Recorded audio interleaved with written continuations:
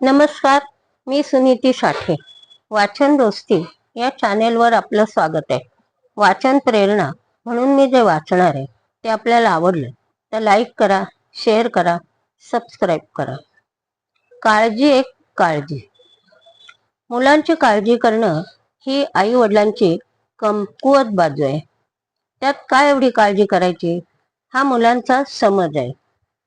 आई वडिलांची कमकुवत बाजू ही कधी मजबूत होत नाही आणि मुलांचा ही काळजी काय करायची हा समज दूर होत नाही. मुलं लहान असतात, त्यांना कधी दुखतं खुपतं, आई वडिलांचा जीव वर खाली होतो. मुलं धडपडतील म्हणून त्यांना इकडे जाऊ नका, तिकडे जाऊ नका असं बंधन घातलं जातं. एकीकडे म्हणे ऐकवतो, पडे झडे माल वाढे. पडल्या पडल्या झडल्याशिवाय ते राहणार आहेत का? त्यांच्या वाढीत ते मोठं होताना कितीतरी वेळा ते पडत आपटत आणि त्यातूनच ते मोठं होतं. बरं, ते आपटणं काही उंचावरचं नसतं, साधं असतं, कधी खरचटतं, पण मुलं पटकन बरी होतात. तरी काळजीपुढे काही चालत नाही. लहानपणी सायकल शिकताना डोफरं फुटायचे, कधी कुठेतरी खरचटायचं, जोरात मार बसायचा, पण त्याशिवाय सायकल येणं कसं शक्य आहे? साध्या साध्या गोष्टी काळजी करायचं कारण नसतं, पण तरी केली जातेच. त्या गोष्टीला इलाज नाही. प्रत्येक मूल पुढे आई वडील होतात आणि याच अनुभवातून जातात. तेव्हा त्यांना आठवतं का की आपण त्यावेळी आई वडिलांची काळजी समजून घेतली नाही? आपण हवं तसं वागत राहिलो, आई वडिलांना काळजी टाकत राहिलो. आता आपली मुलं तेच करतायत, पण नाही, आई वडिलांच्या जागी आलं की पुन्हा तीच काळजी. तर हे असं जीवनचक्र आहे. याचा परिणाम मुलांवर कसा होईल हे मात्र विचारात घेतलं जात नाही. मुलांना मात्र काही गोष्टी कायमच्या सोडून द्याव्या लागतात. म्हणजे मुलांच्या धाडसी गुण असला, त्यांना काही धाडसी करायचं असलं तर ते मागे येतात. इतरांपेक्षा काही वेगळी आवड असली तर त्यांना आई वडील परवानगी देत नाहीत. कधी मुलांबद्दल आपणच ठरवतात. समजा आईला किंवा वडिलांना रक्त बघून चक्कर येते, भीती वाटते, घाम सुटतो. मुलालाही तसंच होईल. त्याने डॉक्टर बनण्यापेक्षा इंजिनियर बनावं. म्हणजे मुलांनी कोणीतरी मोठं व्हावं हे तर वाटत असतं. मग त्याला ठरवू दे ना कोण व्हायचंय ते.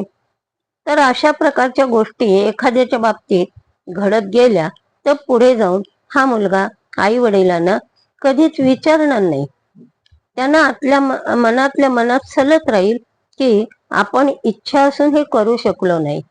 आता इथे असं म्हणता येईल का की आई वडिलांचं चुकलं? एका बाजूने म्हणता येईल की हो, आणि दुसऱ्या बाजूने म्हणता येईल की नाही.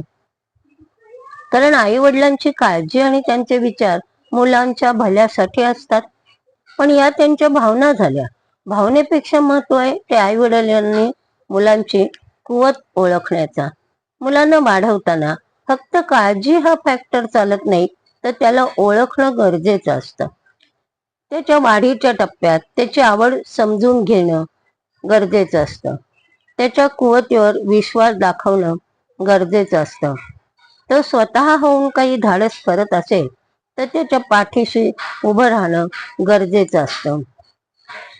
त्याला निराश करणं, कमकुवत करणं, त्याला काळजीपोटी मागे ओढणं, ही काळजी पुढे जाऊन खूप मोठी चिंता निर्माण करू शकते.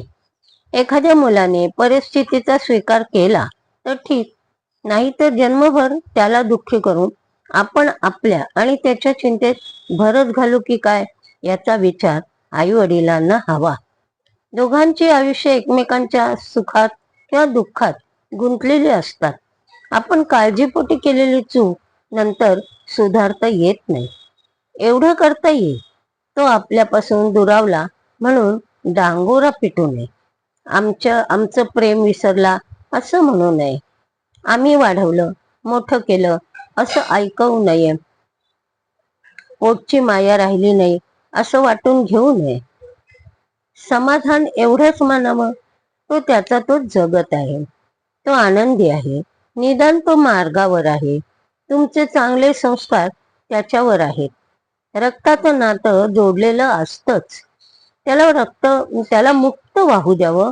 आपण अनेकांचं हेही पाहिलं आहे की मुलं आई वडिलांकडे दुर्लक्ष करतात.